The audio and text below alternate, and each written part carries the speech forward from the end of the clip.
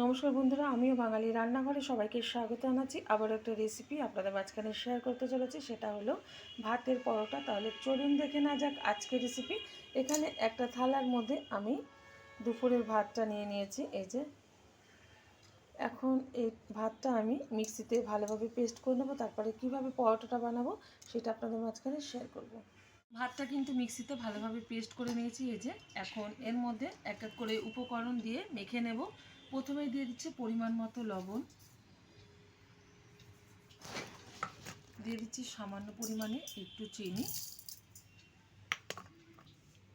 দিয়ে দেব ময়দা।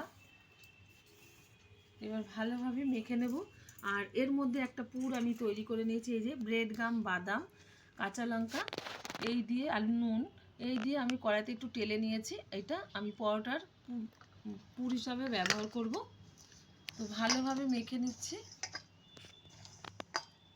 ভালোভাবে মেখে নিয়েছি আর হাতে কিন্তু লেগে আছে। এখন একটু সাদা তেল ব্যবহার করব, নাহলে কিন্তু এটা সফট হবে না। সাদা তেলটা দেওয়ার ফলে কিন্তু হাত থেকে যেগুলি লেগে আছে সেটাও ছেড়ে যাবে আর এই পরোটাটা সফট হবে। এবার ডলে ডলে মেখে নেব। ভালোভাবে কিন্তু হাতটা ধুয়ে পরিষ্কার করে নিয়েছি। এবার লেচিগুলো কেটে নেব।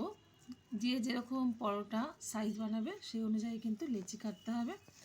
গোল করে নিচ্ছি দু হাতের তালুর মাঝখানে নিয়ে।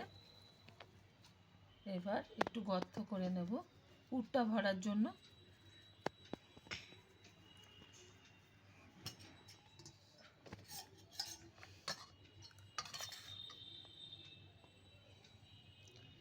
যত পুর ভরা হবে পরোটা কিন্তু তত খেতে টেস্ট লাগবে।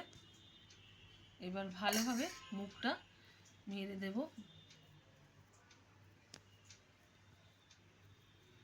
এবার সুন্দরভাবে গোল করে নেব। প্রত্যেকটার ভিতরে কিন্তু এরমভাবে পুর ভরে নিচ্ছি আমি। ভাতের পরোটাগুলো ভাজার জন্য ওভেনে তাওয়া বসিয়ে দিয়েছি। আর এদিকে কিন্তু এই যে পরোটাগুলো গোল গোল করে বেলে নিয়েছি, তাওয়ার মধ্যে দিয়ে দিচ্ছি। এবার সুন্দরভাবে ছেঁকে নেব, উল্টে পাল্টে উল্টে দিচ্ছি। আর এই পরোটাগুলো কিন্তু খুব নরম হয়, আস্তে করে উল্টাতে হবে। তো এখন এবার সাদা তেল দিয়ে আমি ভেজে নিচ্ছি। আপনারা কিন্তু বাটার বা ঘি দিয়ে এটা ভেজে নিতে পারেন। তো আমাদের রেসিপি যদি আপনাদের ভালো লেগে থাকে আপনারা অবশ্যই আমার চ্যানেলটিকে সাবস্ক্রাইব করবেন, লাইক করবেন, শেয়ার করবেন। আর এরকমভাবে একবার ভাত ফেলে না দিয়ে আপনারা পরোটা বানিয়ে খেয়ে দেবেন। আশা করি ভীষণ ভালো লাগবে। যে কোনো কিছুর সাথে খেতে কিন্তু খুব ভালো লাগে। ছোট থেকে বড় প্রত্যেকেরই ভালো লাগবে। যাদের দাঁত নেই তারাও কিন্তু এটা খেতে পারবে, যেহেতু ভাতে ভীষণ নরম হয়।